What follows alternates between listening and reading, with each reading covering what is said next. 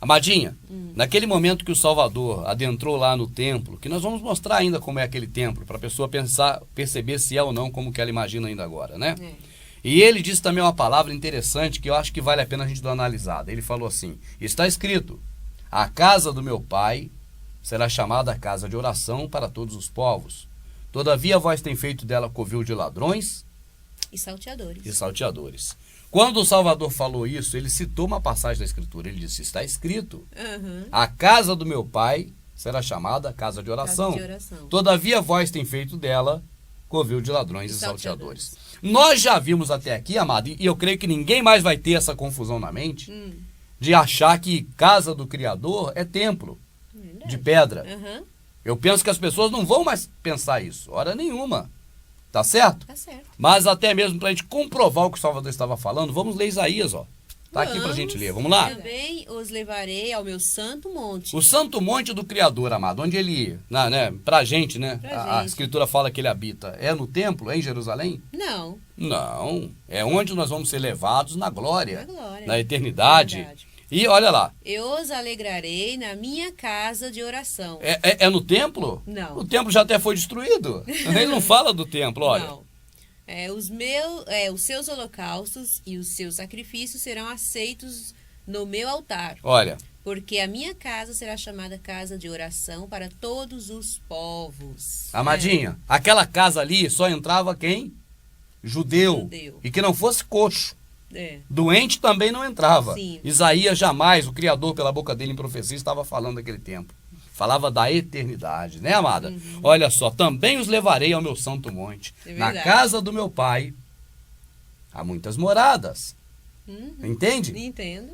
Eis que eu vou e vos prepararei lugar. E se eu for, retornarei para vos levar, para que onde eu esteja, estejais vós também. Aonde? Na casa do meu pai. Dele. Também os levarei ao meu santo monte e os alegrarei na minha casa de oração. Isso aí é na eternidade, igualzinho o Salvador falou. Verdade. De maneira nenhuma é naquele templo, porque naquele templo o Criador não aceitava holocaustos, sacrifícios. Daquela forma. Tá certo, amada? Não folgo com sangue de animais. Não foi ele que disse? É verdade. Ali não, ó.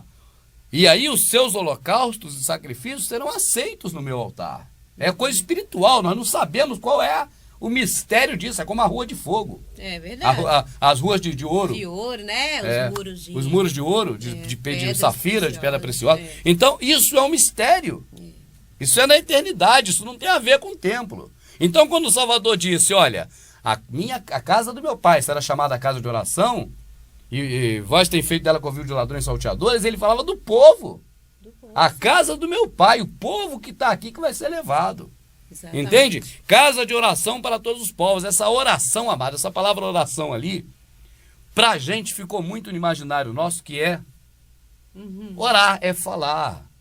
É a casa dele que fala para todos os povos sobre as coisas dele.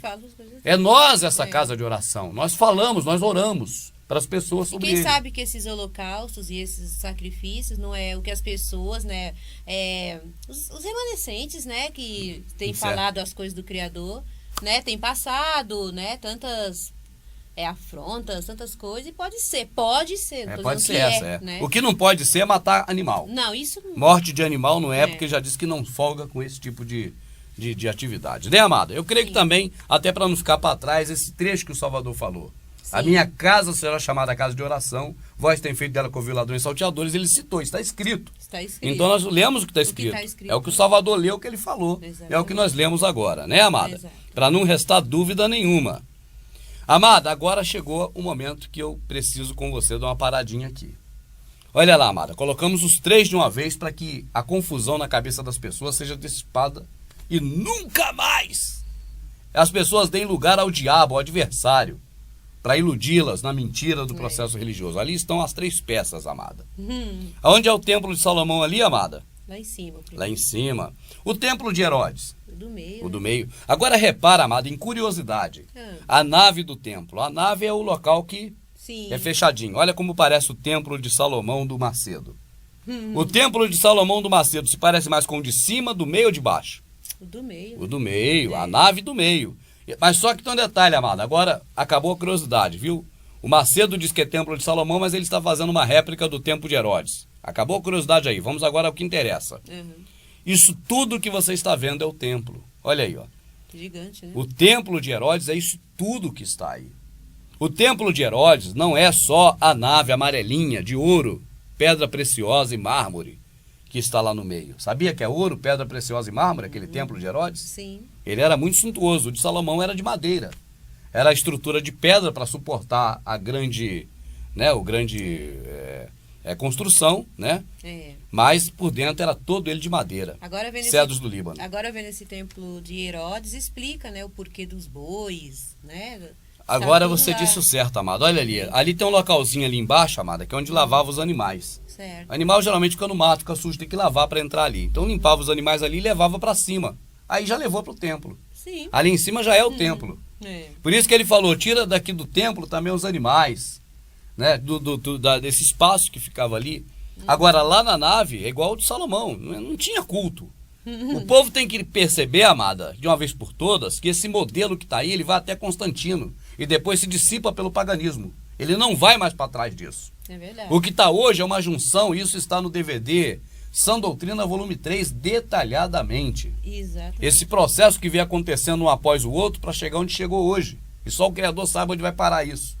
Mas nós podemos ver que esse modelo que está aí hoje, se você fazer um estudo retroagindo no tempo, você vai ver que ele vai até Constantino. Depois de Constantino só sobra o mitraísmo, e aí elementos pequenos de cada cultura pagã. É o que eu ia falar. Agora, as práticas que se faz hoje nesse último templo aí de baixo, né? E depois na igreja que a gente conhece. Os templos evangélicos são as práticas não do templo lá de cima, não, nem do meio. São práticas de todas as religiões pagãs, tanto romanas como gregas, né? E essa também é pagã, cara, porque aquele templo de cima foi criado ao Deus das Trevas, e o de baixo era templo de Herodes. Então nenhum desse é do Criador, né? Nós chegamos num tempo a achar que era do Criador de Salomão. Eu também pensei. Pensamos que fosse, a gente estava enganado. Hoje tem mais do que provas que nenhum era. Você acabou de ver aqui, pode ver, templo é dinheiro e semeando no templo de Salomão. Mas até então achávamos que não era pagão, mas até esses são pagãos. Agora só uma questão que eu penso... Mas as práticas desses dois não é nada a ver com a de cá. Com de lá, né? Não. Agora só uma questão que eu penso que talvez algum irmão pode querer saber ou perguntar, né? Mas assim, mas no templo lá de Salomão, quando ele fez aquele templo, se era pro Deus das Trevas ou não, o Criador se manifestou. Era bom você explicar o porquê que o Criador se manifestou. Isso está bem detalhado nos DVDs. Templo é dinheiro e semeando no templo de Salomão, mas não custa, né? Porque a arca dele estava lá. Salomão enfiou a arca lá dentro. E o conselho dele era com a arca. Por falar na arca, foi até oportuno, amada, para não deixar passar em branco, porque Davi, um certo dia que estava na sua casa toda de madeira, casa forte, casa dura, né? Uma casa resistente, ele disse, olha, eu estou aqui, estou bem protegido. Estou numa casa de cedro do Líbano. E a arca do concerto está lá, numa tenda de pele. Tenda de pele. Lá no deserto, né? E ele falou, farei a ele uma morada. Olha que prepotência, né? E o Criador disse, não, Davi, você não me fará morada, eu te farei morada. Depois que você morrer, levantarei o Salvador, que vai fazer a casa, vai construir a minha casa, né? Ao Rolial, a casa do Pai, em 3 dias. Beleza, amada. Só que ainda hoje, as pessoas têm muito mais Davi no seu templo de pedra do que verdadeiramente o Salvador nele, que é templo de pele. De pele. De carne, né? De carne. Aquele templo que o Salvador mandou fazer na terra, que nós chamamos de a congregação do deserto, que era, na verdade, o tabernáculo, aquele foi ele. E ele era de pele, porque era uma sombra nossa que somos de pele, revestido de pele. E aquela arca que morava lá era a sombra do Yahushua, o Salvador que mora dentro de nós. Mora dentro de nós. Só que para muita gente com coração de pedra e duro, tem um Davi morando lá dentro. Por isso é que bota Davi nas alturas. Nas alturas, né? Quando vai pregar o Salvador, na verdade prega primeiro Davi, depois manda aceitar o Salvador. E não aceita o verdadeiro templo que é de carne, mas o templo que Davi queria construir para o Altíssimo, Exatamente, que é o de pedra. De pedra. Né? Isso aí. Mesmo sabendo, nós sabemos que nós somos o templo, mas só é para saber, mas tem que entrar dentro do outro templo feito por homens e cultuar lá as coisas. Nós dissemos aqui, você puxou esse assunto, Salomão enfiou a arca dentro do templo de pedra. Foi. Onde a arca estava antes dele enfiar no templo de pedra? Estava na tenda de pele. Ah, sim. Quem destruiu a tenda de pele para poder transformar aquilo tudo no templo de pedra? Salomão. Ah, tá. Quem é que tem tentado destruir hoje a verdadeira, vamos dizer, blasfemada igreja do Pai, a Olial? Senão os próprios religiosos. É verdade. Do mesmo jeito que eles seguem tanto Salomão, do mesmo jeito que eles adoram tanto a Salomão, eles fazem como Salomão fez. Tá tudo certo. Salomão destruiu o que o Criador construiu. É verdade. A tenda que ele construiu no deserto. Salomão destruiu e no lugar dela colocou uma blasfêmia. Uma blasfêmia. Pegou a arca do Criador e colocou lá dentro do templo de pedra. Não é verdade, amado? É verdade, é isso mesmo. É isso que você poderia já saber há muito tempo se esse processo religioso fosse algo sério. Olha lá, amada. Quando falava Pedro e João subir a hora nona para falar, e falaram, eles subiram ou naquela escadinha da lateral ou naquela do meio que está sumida lá no desenho, no gráfico. Sim. Porque eram as duas subidas principais. Essa de trás que você vê é um corredor especial que levava direto às casas luxuosas com piscina dos sacerdotes. Então não tinha acesso à população por ali, somente pela frente onde lavava os animais, né? Aquelas escadinhas frontais, aquela lateral e aquela outra de lá que a gente não vê o comprimento dela, porque o desenho aqui não desenhou todo. Só que essa gravura, amada, tem seus historiadores que é a mais fiel do Templo de Salomão. Então você vê o tamanho disso, né? Era muito maior do que o templo de... Esse templo de Herodes era muito maior do que o de Salomão. Assim, amada, eu creio que falar muito aqui não vai, porque isso já está em outros DVDs, inclusive você deveria saber. Volume 1, 2, 3, 4. Também. Imperdível, tem muito sobre o templo. Exatamente. Só dizer para você o seguinte, olha, eles te fazem acreditar que você tem que ir nesse local aqui branquinho, porque é igual o templo de Salomão, não é diferente.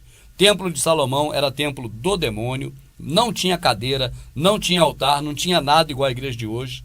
Mas eles tentam amarrar essa igreja pagã de Constantino e de Roma a alguma coisa. Aí tenta amarrar ao paganismo antigo. Os levitas trabalhavam no templo de Salomão, eles trabalhavam por causa da arca. A arca estava lá dentro. Por isso é que eles trabalhavam no templo. Mas o negócio deles, o Criador os colocou para cuidar da congregação do deserto, que é o tabernáculo. Tá certo? Tá certo. Eu creio, amadinha, que por enquanto o que a gente poderia fazer é isso aí. Apenas mostrar agora essas imagens de um filme, para que a pessoa tenha uma ideia mais ou menos, mas isso já está também em outros DVDs, vamos ser bem rápido. Pompeu, no ano 40 antes do Salvador, invade Jerusalém, que está aqui pegando fogo. Aí ele mata todos os levitas. E Pompeu adentra no Santo dos Santos. Ele vai agora pegar a lei de Moisés ali, a Torá, né, o símbolo da aliança. E agora ele vai passar pelos levitas mortos e vai entregar ao judeu. Neste momento mudou a figura do negócio. Sai levita, entra judeu. Por isso que na época do Salvador eram os judeus que comandavam. Isso aí certamente é um acordo de Roma, né, com os judeus para dar uma pernada nos levitas. Coisa que a história não conta, mas que se você for juntar os fatos vai encontrar certamente isso. Assim, meu amado, eu fico muito agradecido a você por ter prestado atenção, por ter prestigiado esse trabalho. E conto com você, não para ficar me vendo todas as vezes, mas eu conto com você para levar à frente a verdade, para falar para as pessoas que não sabem, para repartir o pão verdadeiro e tirar as pessoas da Matrix. Não apenas a Matrix mundana, que vai terminar um dia aqui nessa terra, mas principalmente da Matrix do falso entendimento, da mentira, do engano, nas questões espirituais. Esta é a que pode fazer com que muitas pessoas venham a perecer eternamente. Obrigado, amadinho. Não julgues, e não serás julgado. Escutem essas palavras, senhores. Elas foram as palavras de um carpinteiro de Nazaré. O que fazem os religiosos? O que as igrejas estão fazendo? Eu estou vendo que a religião existe por um motivo: para oprimir todas as pessoas. Nossa. Para assustar e tornar a classe baixa submissa.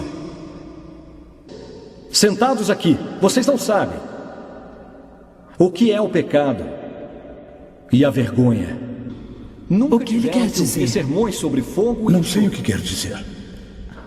Quando o escritor Victor Hidberg sugeriu que esquecêssemos o conceito do inferno, o arcebispo Sindberg respondeu: claro, mas sempre precisaremos de um inferno para os ignorantes. Mas sempre precisaremos de um inferno para os ignorantes. As pessoas que estão no poder definem o que é certo, mas em nome de Deus, ninguém tem privilégios diante de Deus. Na semana passada, eu disse que o inferno não existia, mas eu errei, desculpem, minha gente. O inferno existe sim, o inferno existe nas religiões. Senhoras e senhores, não existia inferno antes. As religiões que inventaram o inferno. As religiões que inventaram o inferno. Ele não está falando sério. Não julgues! E não serás julgado. Essas foram as palavras de Cristo. E mesmo assim, isso é o que a igreja prega. Há mais de 1.700 anos! Mais de 1.700 anos! O que foi? Mais de O que ele está 1.700 dizendo? anos! A tortura, execuções, fanatismo, sangue, fogo, violência e transgressões. O que o senhor está dizendo? João escreve em sua primeira epístola: aquele que não ama permanece na morte. Essa é a lei! Essa é a resposta! Fique quieto, por favor! Não! O silêncio é muito conveniente. A única defesa que temos contra o silêncio Por favor, é falar. fique quieto, por favor. A verdade o libertará. A verdade e o amor. O amor sem limites, incondicional. Esse é o único Deus que eu tenho para mostrar a todos vocês. O que é isso? Ele está blasfemando contra o senhor. Não! Tem que fazer alguma coisa. Fique calmo, por favor. Aqui no Senhor são pessoas aí. Alguns podem discordar, mas para mim Deus é isso. Ele é maravilhoso de todo o tempo de Deus.